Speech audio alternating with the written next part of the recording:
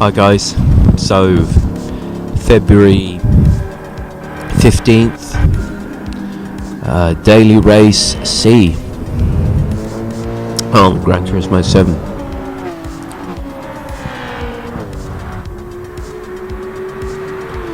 So I'm just watching as we take the flag and race down to turn 1.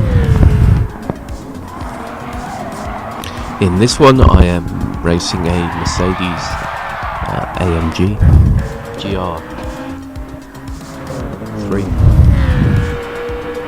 which is right there. And as you can see, there's absolute carnage off the line. People flying everywhere. Previous match I was one of the casualties. In this one, got lucky and actually benefited from it, as often happens. One you win, one you lose. As you can see, I'm just watching a replay there of some of these. Porsche losing out big time there. I think he quit soon after that. His race was over. And often it's not your fault. Sometimes it's a racing incident. Sometimes you got people pushing you. Watch out for the French driver with the name MON and then a number. Can't remember his exact name. Bit dirty by me there. Mercedes there. That was a tiny bit dirty there. I did prod him on the way through, but I'm in a hurry. I want to see how many places I can make up in this.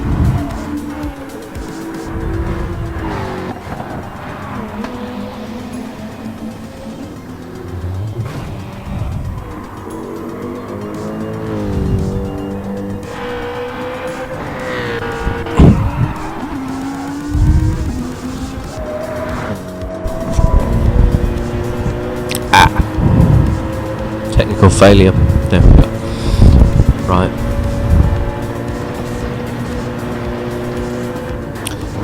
It's very close racing. Close but fair. Trying not to hit him. He was trying not to hit me. He was a fair play man, that guy.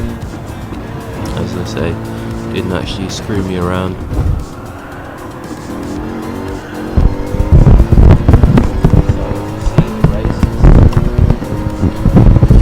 Pretty intense.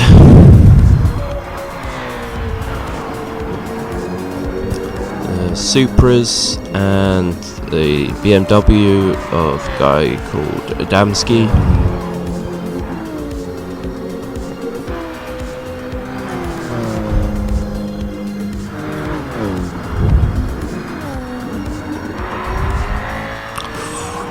Yeah, that was no one else's fault there. I broke a bit late.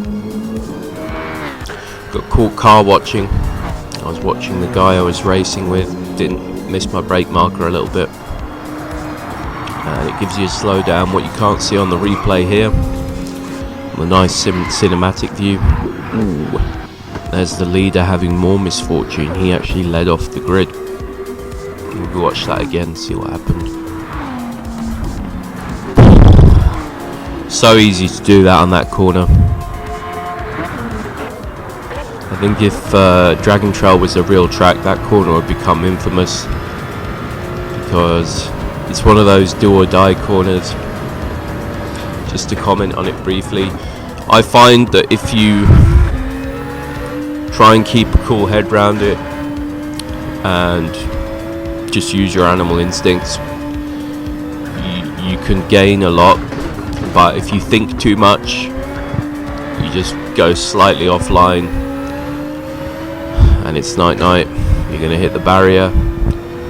You're going to lose all your momentum onto quite a long straight, probably the second longest straight in the track.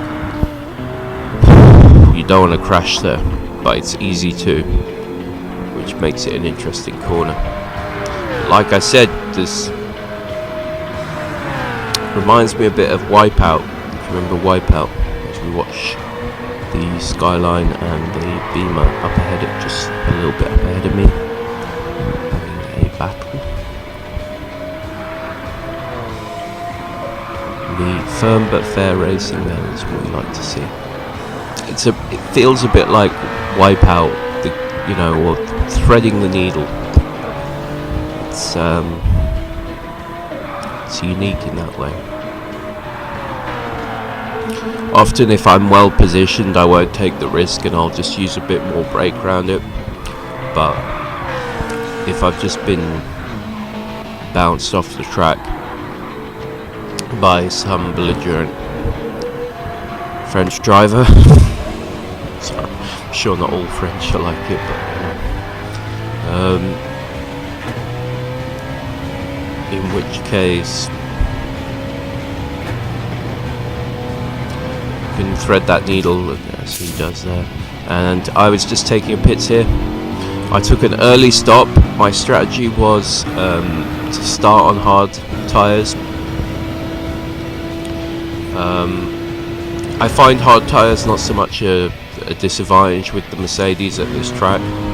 The reason I use the Mercedes. He's actually using he's not using the same one. There's actually two on this. The GR3 and 4 selection is very good on this. Oh, nicely under the curve, and guy was racing behind me. He's run out of talent, and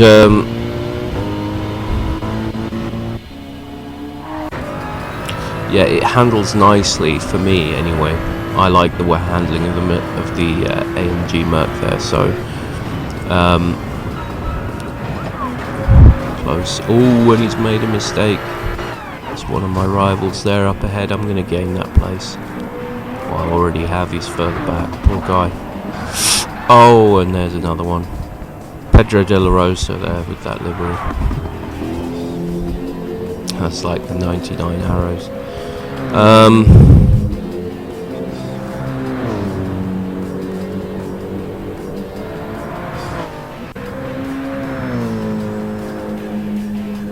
Yeah, so the strategy was to start with hard.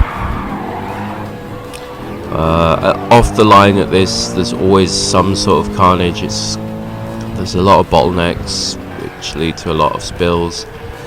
Use the hard tyres.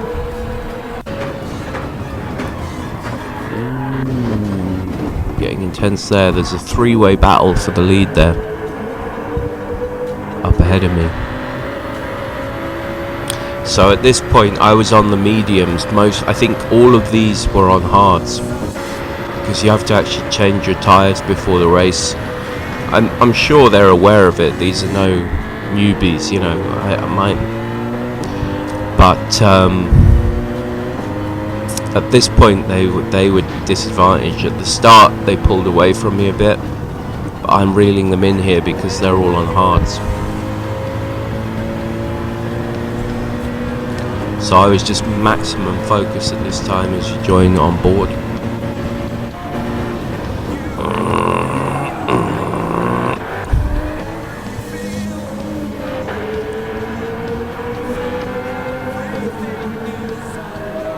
Adamski's. The M3. I was thinking about I might try the M3 afterwards. I was very good with the M3 at Laguna, but I think this track's a little bit wider and more open. I prefer the handling on the Merc, but I might give it a shot. I haven't tried it yet. Oh, and Adamski finally made a little mistake there. Just let me through. Just got crossed up at the chicane there. Hard tyres, worn hard tyres. I'm on worn mediums by this stage.